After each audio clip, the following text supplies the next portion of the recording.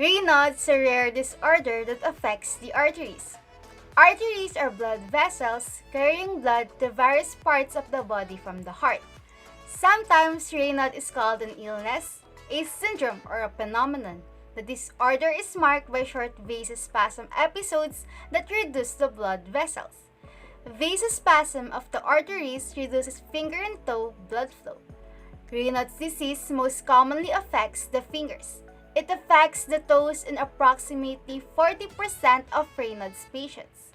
The disorder rarely affects the nose, ears, nipples, and lips. The phenomenon is named after Auguste Gabriel Maurice Raynaud, a French physician who first described it. To clear up some potentially confusing terminology, it's called Raynaud disease or primary Raynaud phenomenon, where the condition occurs alone and is not associated with any other disease. And it's called Raynaud syndrome or secondary Raynaud phenomenon when it is associated with diseases like systemic lupus erythematosus or scleroderma. The cause of primary Raynaud's, also known as Raynaud's disease, is unknown. Secondary Raynaud's can be caused by a variety of factors. Here are some examples. Diseases and conditions that directly damage the arteries or damage the nerves that control the arteries in the hands and feet. Repetitive actions that damage the nerves that control the arteries in the hands and feet. Injuries to the hands and feet from accidents, frostbite, surgery, or other causes can lead to Raynaud's. Exposure to certain chemicals can cause a scleroderma-like illness that links to Raynaud's. The nicotine in cigarettes also can raise the risk of developing Raynaud's. Medicines that narrow the arteries or affect blood pressure. Secondary Raynaud's linked to diseases and conditions that directly damage the arteries. The disorder also is linked to diseases and conditions that damage the nerves that control the arteries in the hands and feet. The diseases most often linked with secondary Raynaud's are autoimmune or connective tissue diseases such as systemic lupus erythematosus, rheumatoid arthritis, scleroderma, trauma, or obstructive arterial lesions. The risk factors for primary Raynaud's or Raynaud's disease and secondary Raynaud's or Raynaud's phenomenon are different. The risk factors for primary Raynaud's include gender. Women are more likely to have primary Raynaud's than men. Age. Primary Raynaud's usually develops before the age of 30. Family history. Primary Raynaud's may occur in members of the same family. Living in a cold climate. Cold temperatures can trigger Raynaud's attacks. The risk factors for secondary Raynaud's include age. Secondary Raynaud's usually develops after the age of 30. Certain diseases and conditions. For example, diseases that directly damage the arteries or damage the nerves that control the arteries in the hands and feet may cause secondary Raynaud's. Injuries to the hands or feet. Exposure to certain workplace chemicals such as vinyl chloride used in the plastics industry. Repetitive actions with the hands such as typing or using vibrating tools. Certain medicines such as migraine headache medicines that contain ergotamine. This substance causes the arteries to narrow. Certain cancer medicines such as cisplatin and vinblastine. Some over-the-counter colon allergy medicines, and diet aids. Some of these medicines can narrow the arteries. Beta blockers, birth control pills. This medicine can affect blood flow. Smoking and living in a cold climate.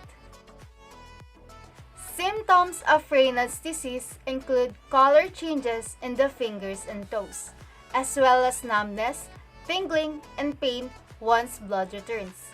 Sometimes it can affect the nose, ears, and lips, all of those places that get cold in the snow. If the vasospasm gets severe enough, this lack of blood flow can cause tissue death. People who have primary Raynaud's or Raynaud's disease or secondary Raynaud's or Raynaud's phenomenon can have attacks in response to cold temperatures or emotional stress. In both types of Raynaud's, even mild or brief changes in temperature can cause Raynaud's attack.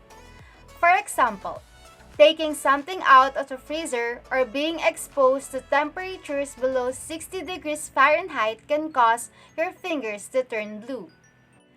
Raynaud's attacks usually affect the fingers and toes. During a Raynaud's attack, the arteries become very narrow for a brief period. As a result, little or no blood flows to affected body parts. The skin may turn white and then blue for a short time. As blood flow returns, the affected areas may turn red and throb, tingle, burn, or feel numb.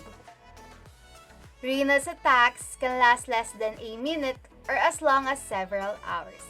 Attacks can occur daily or weekly. Attacks often begin in one finger or toe and move to other fingers or toes. Sometimes only one or two fingers or toes are affected. Different areas may be affected at different times.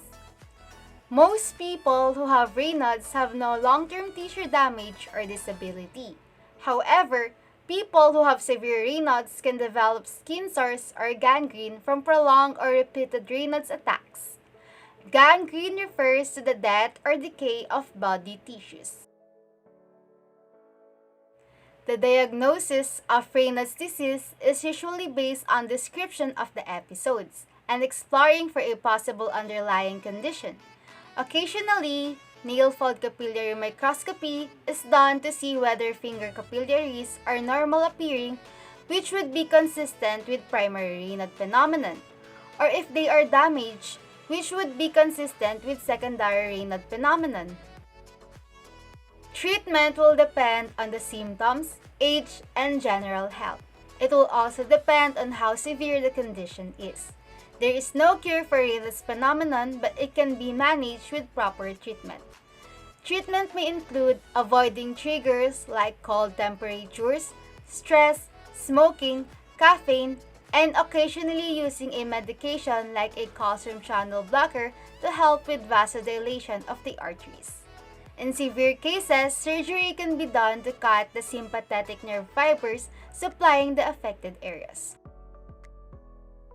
Alright, as a quick recap, Raynaud phenomenon is vasospasm of arterial blood vessels that causes a body part, often the fingers, to change from white to blue and then to red once the vasoconstriction ends.